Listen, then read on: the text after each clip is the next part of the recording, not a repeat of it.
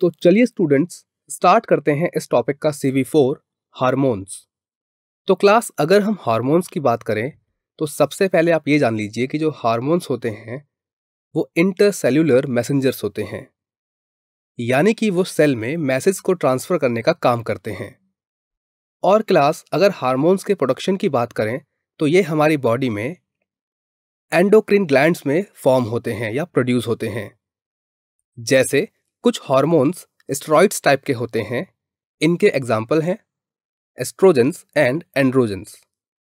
इसके अलावा well known insulin भी एक हार्मोन है जो कि एक पॉलीपेप्टाइड होता है।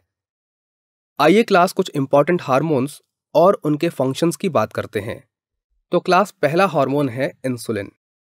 इस हार्मोन का मेन काम होता है कि जो हमारी बॉडी में ब्लड ग्लूकोज का लेवल है उसको मेंटेन करना। तो क्लास हमारी बॉडी में जो ग्लूकोज होता है ये कन्वर्ट होता है ग्लाइकोजन में, और यहाँ पर जो हार्मोन काम करता है वो इंसुलिन होता है। On the other hand glycogen को ग्लूकोज में कन्वर्ट करने वाला जो हार्मोन होता है वो होता है ग्लूकागॉन। नेक्स्ट हार्मोन है थायरॉक्सिन हार्मोन।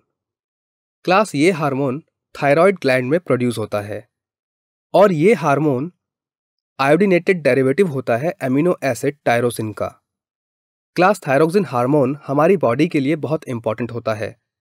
अगर इसका लेवल हमारी बॉडी में लो हो जाता है तो उससे हाइपोथायरॉयडिज्म नाम की बीमारी हो जाती है। ऑन दी अदर हैंड अगर इसका लेवल हाई हो जाता है तो उससे हाइपरथायरॉयडिज्म हो जाता है। नेक्स्ट है वो हार्मोन्स जो स्टेरॉइड की कैटेगरी में आते हैं।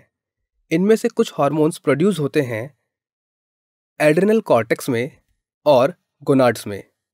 अब क्लास एड्रिनल कॉर्टेक्स में जो हार्मोन्स होता है उसमें एक है ग्लूकोकॉर्टिकॉइड्स, जिसका काम होता है हमारी बॉडी में कार्बोहाइड्रेट के मेटाबॉलिज्म को कंट्रोल करना। दूसरा है मिनरलोकॉर्टिकॉइड्स, जिसका वर्क होता है control the level of excretion of water and salt, यानी कि हमारी बॉडी से वाटर और सॉल्ट को निकालना। ऑन दी अदर हैंड अगर हम गोनाड्स की बात करें तो क्लास यहाँ पर जो मेल के अंदर हार्मोन्स होता है ये होता है testosterone. On the other hand जो फीमेल में होता है वो होता है एस्ट्राडायोल। और क्लास ये दोनों ही हार्मोन्स रिस्पॉन्सिबल होते हैं for the development of secondary sexual characteristics in males and females. यहाँ पर सेकेंडरी सेक्सुअल कैरेक्टरिस्टिक्स से हमारा मतलब है deep voice, facial hairs and some general physical constitutions. And female के केस में it participates in the control of menstrual cycle. Class इस topic में आपने अब तक जो भी पढ़ा है उसके कुछ इंपॉर्टेंट पॉइंट्स को यहाँ पर समरी के फॉर्म में दिया गया है।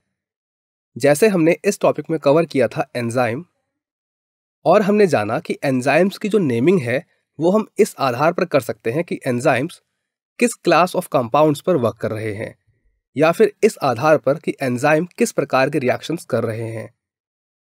वहीं हमने विटामिन्स को भी स्टडी किया, जहां पर हमने देखा कि कुछ विटामिन्स फैट सोल्यूबल विटामिन्स होते हैं जैसे vitamin A, D, E and K। वहीं दूसरी ओर कुछ विटामिन्स वाटर सोल्यूबल होते हैं जैसे vitamin C and B group. इसके अलावा हमने इस टॉपिक में न्यूक्लिक एसिड को भी डिटेल में स्टडी किया, जहां हमने पाया न्यूक्लिक एसिड्स बेसिकली DNA और RNA होते हैं। DNA में जो बेस होते हैं वो होते हैं एडेनिन, ग्वानिन, साइटोसिन और thymine. On the other hand RNA में जो बेस होते हैं वो होते हैं एडेनिन, ग्वानिन, साइटोसिन और यूरासिल।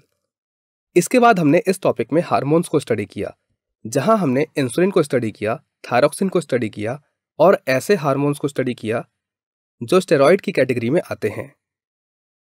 क्लास इस टॉपिक को कवर करने के बाद आप इन क्वेश्चंस को सॉल्व करेंगे। ये क्वेश्चंस हैं NCERT के इंटेक्स्ट क्वेश्चंस, NCERT के ही एक्सरसाइज क्वेश्चंस और अवंती वर्कबुक के यहाँ पर मेंशन किए हुए क्वेश्चंस, यानी कि क्वेश्चन नंबर 6, 7, 9, 10, 12 का first part and question number 16 का फर्स्ट पार्ट।